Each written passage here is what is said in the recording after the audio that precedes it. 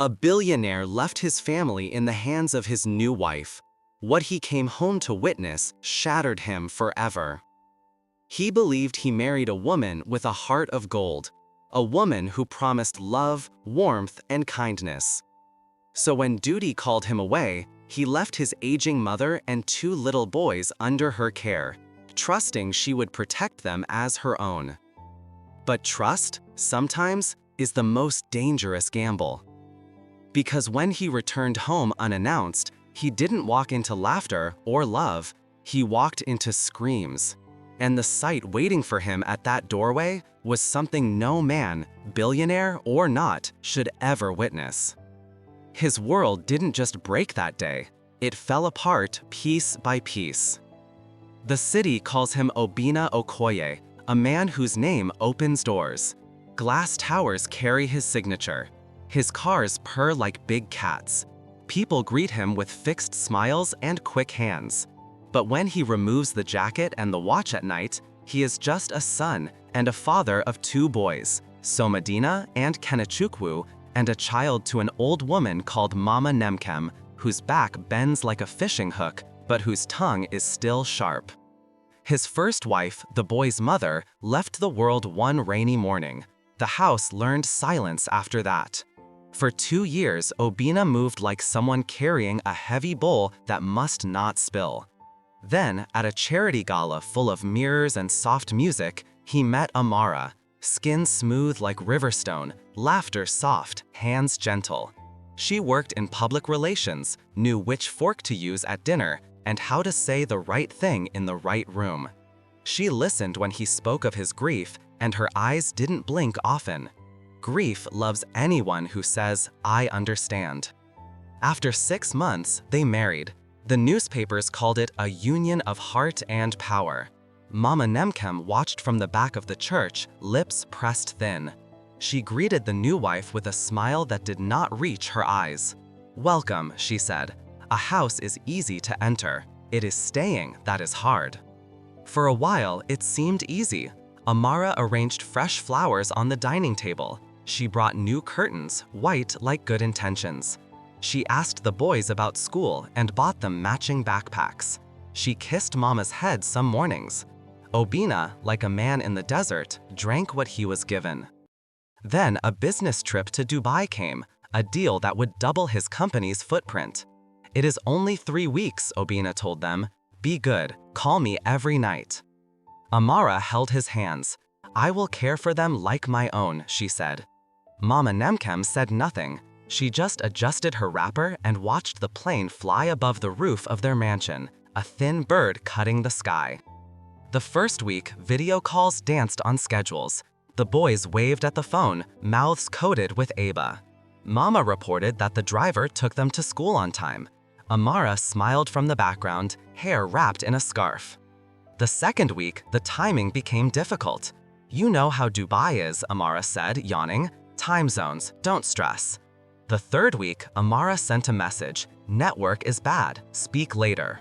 Silence settled like dust. On the final day, Obinna finished early. The partners celebrated with wide handshakes, but his heart had already started traveling. He booked the night flight and told no one. "Let them be surprised. Let me find them laughing." He loved surprises. He loved the look of gratitude on the face when good things arrive unannounced.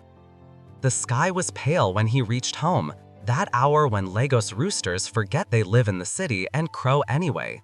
He told the driver to drop him at the gate and pushed his roller bag himself, smiling. The compound was unusually quiet. No laughter, no cartoon sound from the boys' TV. The guard, Pa Sunday, dozed on a stool. He jumped at the sight of the Oga and almost swallowed his greeting. "Where is everybody?" Obinna asked.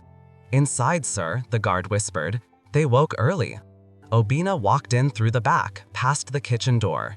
He heard water sloshing, a bucket's belly meeting the ground. He stepped lightly, amused. "Ah, they are washing clothes this early," and came to the corridor that faced the small yard where Mama liked to sit in the morning sun. What he saw first was not faces, it was movement. A hand lifting a bucket, a body stepping back. 2 small boys shivering under the hibiscus tree, their uniforms already wet. And on the low stool, the thin frame of his mother, wrapper-soaked, hairline gray and trembling. Water, dirty brown water, ran off her shoulders, collected in her lap, fell in sad drops. The one holding the bucket was Amara. It was not a movie. It was not a dream that could be blinked away. It was the new wife in a silk robe, eyes like cold marbles. She poured the rest of the water, slow, as if measuring a recipe. So Medina gasped. Kenechukwu bit his lip. Mama did not move. She looked down, the way old women look when a child embarrasses them in public. Shame is heavy.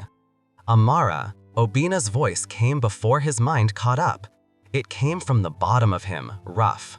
She flinched. The bucket dropped, rolling like a stupid animal. Her face rearranged itself, shock, then a wide smile that had saved her many times. "Obi, you're back?" He didn't answer. He walked past her, lifted his mother like a child, felt the bones under her skin, saw bruise lines like thin ropes on her forearm. He removed his jacket, wrapped it around her shoulders. Water soaked the expensive cloth, but he didn't care. He looked at the boys. "Go inside," he said gently. "Change your clothes." They ran without looking back. He turned again, slowly. What is this? Words are sticks. Some hit and break. Some land softly. The ones Amara chose were sticks wrapped in velvet. "I can explain," she said. "Mama fell. I was washing the yard. The bucket slipped. It was a mistake." Obina looked at the puddles, at the broom lying far away, at the way the water formed paths as if it had done this many times and knew the routes. He looked at his mother's eyes, old eyes that had survived war and widowhood. They held a plea and something else. "Choose me. Choose truth." He said nothing. He walked into the guest room with Mama, brought towels, asked Nkechi, the cook, to prepare hot pot. The cook's mouth tightened in an angry knot. She had seen things. She had been tying them with her silence. When Mama's hand stopped shivering, he asked her, "What happened?"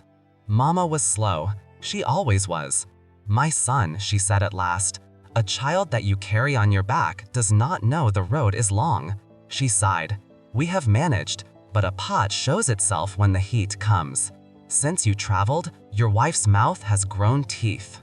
Then words came gently, like old leaves falling. The yelling, the rules, how the boys must not touch this, must not speak until spoken to, must eat outside because they scatter crumbs. How Mama must not watch her morning news inside because the room smells of her ointments. How Amara's friends came and sat in the living room, long nails, perfumed laughter, and the boys were sent to the corridor. How sometimes the food arrived late. How yesterday, when Mama reminded the boys to do their homework before TV, Amara called it meddling. And this morning, when the boys spilled cereal, Amara said, "If you like dirt so much, wear it like a shirt," and dragged a bucket to the yard. "She has poured water on me before," Mama finished quietly, "but not this much. Today her eyes were different, like glass. I kept quiet because..." She stopped. "Because you looked happy with her, and a mother is a ladder. She must let her children climb." It is a hard thing when a man feels his chest split silently. He stood up without a word and walked back. Amara was in the bedroom, changing into a yellow dress. The mirror held her image gently, like a mother that believes her child is still good. "Obi," she said, "I was going to tell you. Your mother is difficult. Those boys are spoiled. They need structure." "Structure?" he repeated, tasting the word. "Is that what the water was?" She folded her arms. "You think I am a monster because I'm not their mother? If a nanny did the same, you would call it discipline." Without raising his voice, he asked, "And the marks on Mama's arm, did structure put them there?" She turned away. "Your staff are poisoning you against me," she said quickly. "That cook, that driver." "Stop." The word came sharp. No weaving, no perfumes, just one truth from your mouth. "Did you pour water on my mother and my sons?" She looked at him. A small muscle in her jaw jumped. Then pride arrived, the kind that grows when people clap for you in bright halls. "Yes," she said, "because someone had to remind them who runs this home." Silence spread. Even the AC seemed to listen. Obina nodded once. Pack your things. Her laugh was short. Don't be ridiculous. People marry, people quarrel. You don't throw a wife away because of a little discipline. Do you know what your board will say if they smell scandal? Do you know what your friends will? He was already walking to the door. Nkechi, he called. Pa Sunday. Call the lawyer, call the police too. His voice was steady. If a man beats a stranger's dog, the owner will ask why.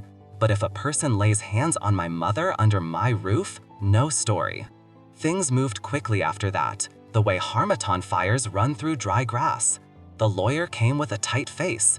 The police came slowly, then faster when they saw the bruises. Amara shouted, wept, threatened. She said he would regret it. She said she would tell the world he was abusive. She said many things. None of them changed photographs the housekeeper had stored. The puddles, the red eyes of the boys, the messages she had secretly sent to Mama's cousin because elders warn, if the goat cries in the pen and no one hears, it thinks the world is deaf. By evening, Amara had left, first to the station to answer questions, then to her sister's house with 2 suitcases and a storm of complaints for anyone who would listen. Neighbors peeped from behind curtains. Lagos loves a show. But this is not the end. A man can throw a stone. It is another thing to gather the pieces of what broke. That night, Obina sat on the edge of Mama's bed. The boys slept curled like commas, small pauses in a sentence that had run too long. He held his mother's hand. I failed you, he said. The room smelled of eucalyptus. Outside, the compound finally exhaled. Mama squeezed his fingers. A farmer who stays in the city will not know when thieves carry his yam, she said. You trusted. Trust is not foolish, my son. It is the world that sometimes bites the open palm. I wanted to fix the house, he whispered. I brought the wrong nail. She smiled. Her teeth were small, brown with years of cola. When a pot breaks, we thank God the soup did not fall with it. You still have your children. You still have your mind. She paused. But hear me. You let people clap too loudly for you. You started believing applause is love. Your first wife saw your eyes when you had nothing. She knew when you slept. This new one saw only your lights. It is not the same. He nodded, words lodged in his throat like bones. The next morning, Obina did something unusual. He sent a message to his board. Family emergency. I will be out 1 week. The world can wait when a house is on fire. He took the boys to school himself. He told the driver to rest.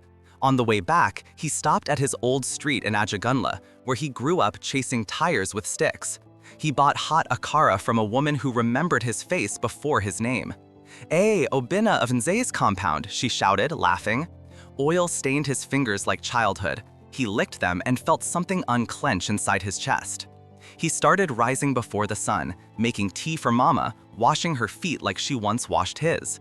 He listened to stories he had heard 100 times, the war, the hunger, the day he first walked and fell and walked again. At night, he lay with the boys and asked them to tell him 3 things they were grateful for and 1 thing they feared. So Medina said he feared failing his math test. Kenechukwu said he feared losing his father, like we lost Mummy. Obina swallowed hard and pulled them close. I am here, he said. I will remain. On the 3rd day, Amara's aunt requested a meeting. She arrived in a wrapper and head tie, her face lined with worry. My son, she began, kneeling in the old way. What my niece did, a river that forgets its source dries up. She came into your house and forgot she came to meet people. Obina helped her up. Sit, Mama. There is no fight here, only truth. She has mouth, the aunt admitted, and pride, but prison is a hard place for a first offense. Please, the shame is heavy already. Talk to the police. Insist on counseling, community work. Let her learn. She spread her palms. We cannot throw the spear and also reject the hunter's cry for mercy. He closed his eyes. Justice and mercy are 2 goats that don't like walking on the same rope. He went to Mama's room. She listened, nodded slowly. If punishment alone cured pride, she said, the world would be empty. Let there be consequences that teach. Let there also be a window open for change. So he did what men do when they want to leave a door ajar without letting a fox back into the house. He spoke with the police. Charges were not dropped, they were reshaped. A restraining order prevented Amara from coming near the family. She began mandatory counseling and community service at a shelter that housed old women and children. The court date remained, the record remained, the lesson began. Weeks passed. The house healed the way skin does, itching first, then knitting when no one is looking. Laughter returned like shy rain. Mama's bruise faded to the color of old plantain. The boys regained their noisiness. Nkechi banged pots and sang loud choruses, and nobody told her to lower her voice. One Sunday, after church, Obinna took the boys to their mother's grave. He brought white lilies and a small soccer ball. They sat in the warm shade and told stories of her. How she burned jollof rice once and they all ate indomie at midnight. How she danced off-beat and didn't care. How she would say, "If kindness is a debt, pay it with interest." The wind moved through the eucalyptus leaves overhead, whispering. That night, a message arrived on his phone. It was from Amara. "I saw myself today. An old woman at the shelter called me daughter, and I wanted to cry. I do not deserve the word. I am sorry, Obinna. I am sorry to Mama, to the boys, to the boys. I was raised with iron rules and worshipped control.